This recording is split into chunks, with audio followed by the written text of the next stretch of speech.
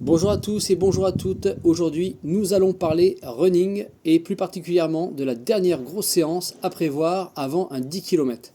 À l'approche d'une compétition majeure d'un 10 km, il est tout à fait naturel de ressentir des doutes sur le bon choix de séance à opérer.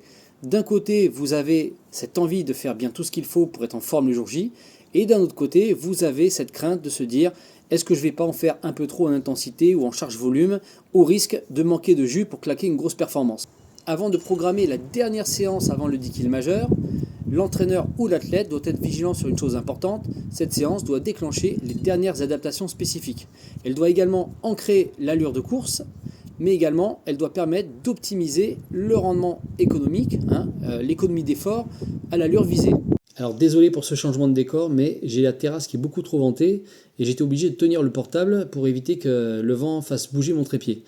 Donc j'étais en train de vous dire que pour les spécialistes d'endurance, cette réduction progressive de la charge d'entraînement à l'approche d'un 10 km majeur ne se fait pas au détriment ni de la qualité ni de la fréquence d'entraînement.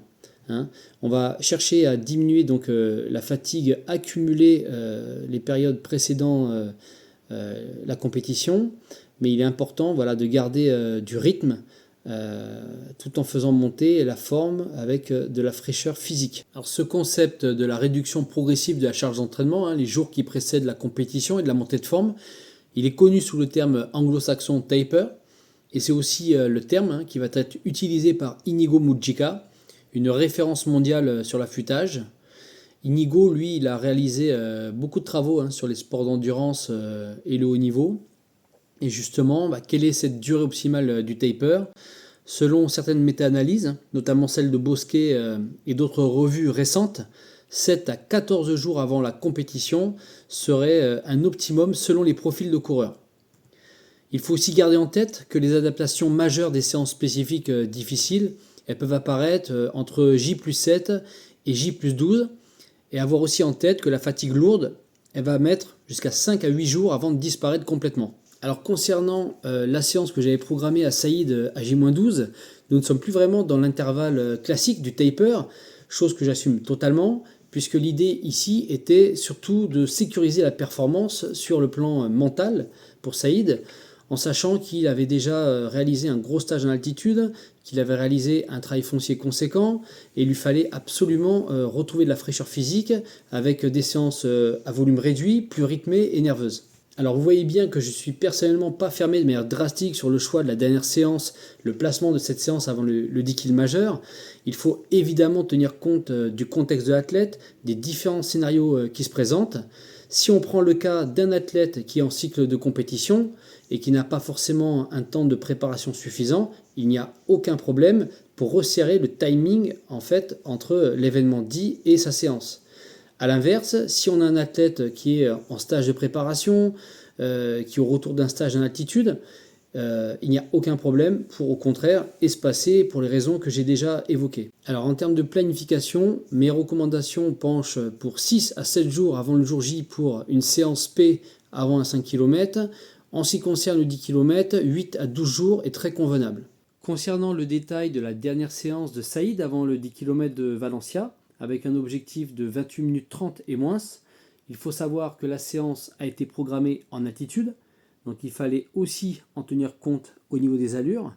Il y a eu l'enchaînement suivant, donc un 2000 mètres récupération 2 minutes, un premier bloc de 7 fois 200 mètres avec une récupération de 30 à 35 secondes, avant d'enchaîner sur un 3000 mètres récupération 2 minutes à 2 minutes 30, avant d'enchaîner sur un deuxième bloc de 7 fois 200 avec les mêmes récupérations, et pour finir sur un 2000 mètres. Les temps de la séance ont donc été programmés par rapport à l'allure cible du 10 km 28-30, mais en tenant compte bien sûr de l'altitude, et les intensités étaient les suivantes. Donc pour le 2000, 96%. Pour les 7 x 200, on était à 110%, plus ou moins 2%. Le 3000 était couru également à 96%, et on a terminé par un 2000 à 100% de la vitesse cible. Alors il est vraiment important de comprendre qu'il n'existe pas de séance clé, de séance phare, de séance magique. Il n'existe que des bonnes séances. Voilà. Qu'est-ce que c'est une bonne séance? Pour moi, c'est une séance utile.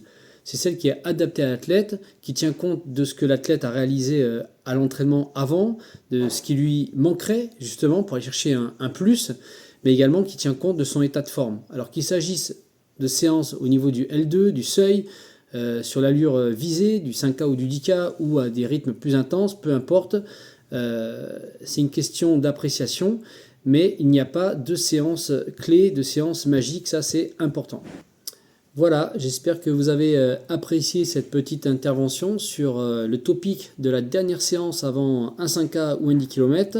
N'hésitez pas à commenter, à partager aussi. Et je vous dis à très bientôt. Hein. Il y a plein de sujets que j'ai envie de partager avec vous. Donc restez connectés et je vous dis à très bientôt.